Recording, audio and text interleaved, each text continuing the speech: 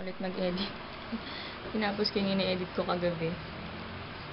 Hindi ko kasi nga natapos. Kaya nga tinapos ko. Ayun. Magluluto ako ng almusal. Dalawa tulog pa rin. Sarap ng tulog nila. Hi!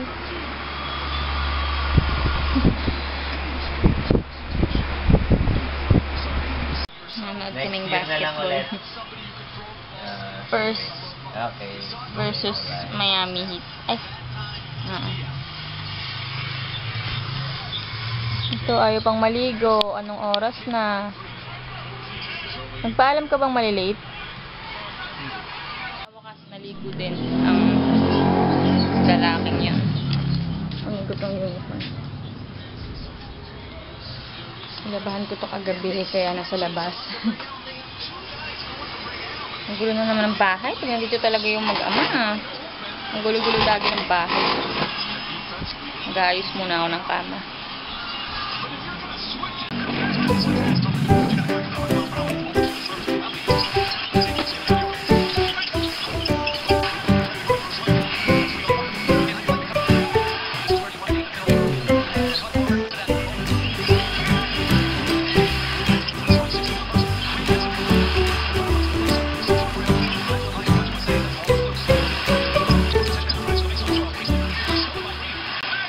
Magsasaing ako ngayon.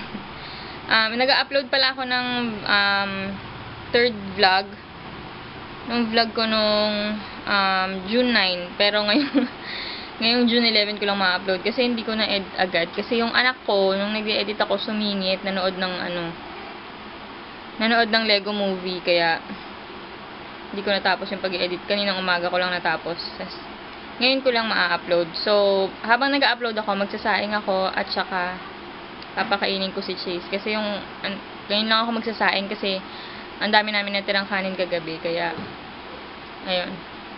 Hi guys! Ito na naman ako sa tapat ng computer. Ang init. Nagpapaypay lang ako kasi. Wait, pause ko muna sa Ate Mafi. Kasi yung electric fan namin kahapon, maghapon nakabukas. Kasi sobrang init. Tsaka nandito si Chase maghapon, kaya hindi ko pinatay. Ayoko naman pagpawisan yung anak ko. Nagkakapigsa-pigsa na ngayon sa sobrang init eh. Kaya ayun. Kaya ngayon, ipapahinga ko siya kasi baka masira agad. Mura lang yung electric fan namin eh. $5.99 lang yan sa SM Supermarket. Ayun. Papaypay na lang ako. Solve naman eh. Tsaka hindi pa naman ako naliligo. Mamaya pag naligo na ako, saka na ako mag-electric fan. Para tipid din sa kuryente. Ito na laging ginagawa ko araw-araw. Nanonood ako ng mga vlog-vlog. Pero okay lang. Wala din naman akong... Pero meron akong magiging busy ako nitong mga susunod na mga araw. Kasi may order ako eh. May order sa akin ng crochet na beanie na pang baby. May business kasi ako, nagko-crochet ako, tsaka naggagawa ng mga giveaways eh. Ayun, may order ako, tapos meron pang isang nag-i-inquire, kaya lang hindi pa nagre-reply ulit, pero sana matuloy yung order niya para may extra income din, para may pangdagdag din sa panggastos. So, yun nga, magiging busy ako, pero magvo-vlog pa rin ako. Hindi ako titigil sa pagvo-vlog, kasi nai-enjoy ko na rin siya, tapos kahit nandyan yung asawa ko, nakakapag-vlog na rin ako, kahit medyo naiilang pa rin ako, pero nakakapag-vlog na rin ako kahit nandyan siya. Hindi nga lang siya masyadong napapasama sa vlog kasi ayaw niya, nahihiya siya. Kaya pag tinatapat ko sa kanya yung camera, parang ilag siya. Si Chase naman gustong-gusto. Minsan pa nga si Chase, siya pa nga nagtatanong, Mami, mag-vlog ka? Mag-vlog tayo, Mami. Nagtatanong siya na gano'n. Tsaka yung kapatid ko, si Adrian. Gusto nila nag-vlog kami. Ay, kung interested pala kayo dun sa online shop ko, gumagawa ako ng mga giveaways, tsaka mga crochet stuff, yung mga ganchi-ganchilyo. Gumagawa ako ng mga pang baby, mga shoes, sandals, bonnet, beanie, mga ganon. Tsaka gumagawa din ako ng yung last ko na order, cat costumes. Nakakatuwa nga kasi first time kong gumawa, pero okay naman, successful naman, nagawa ko naman siya. Cat costumes yon, tapos gumawa rin ako ng 2 cat toy na parang maliliit na daga. Crochet din yun. Parang freebie ko yun sa kanila. Doon sa nag-order. Kaya, ayun, natutuwa ako kasi first time ko nga yun. Tapos nakagawa pa ako ng toy para sa cat. Tapos natuwa naman yung customer kasi ang ganda nga doon nung toy. Nag-thank you siya. Tapos yun.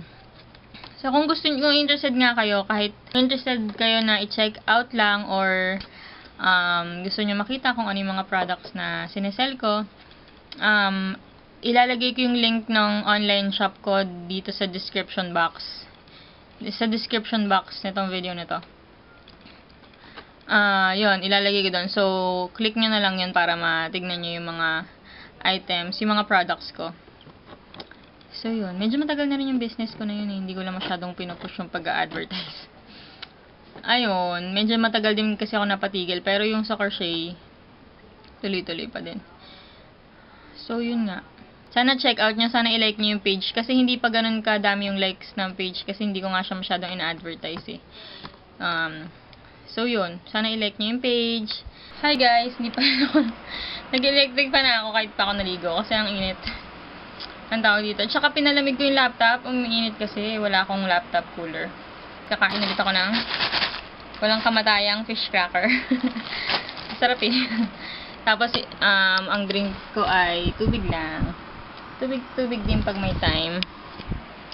Umulan na. Siguro mamaya hindi ko na ulit kailangan mag-electric fan. Ayan na, naulan na. Hi guys.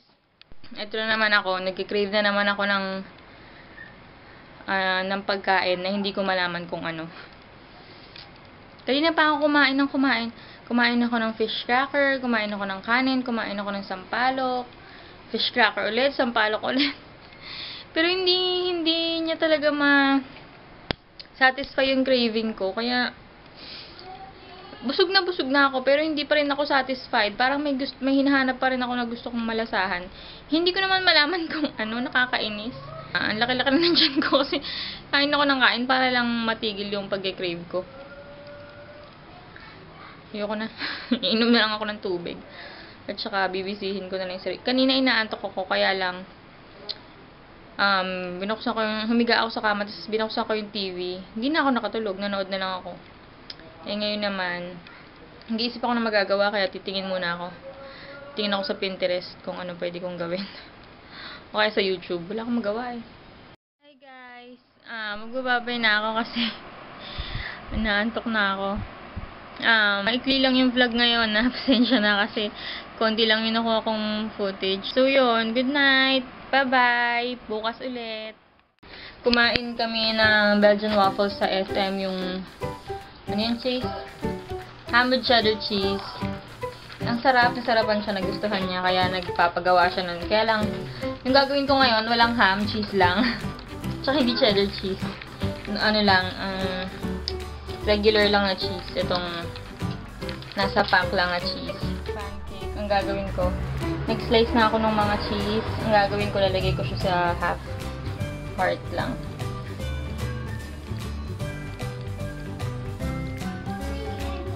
Fold ko lang siya in half para na rin siyang waffle. Hindi na ako naglagay ng oil or ng butter sa pan kasi non-stick naman to eh. Para mas maganda pati yung itsura ng finished product.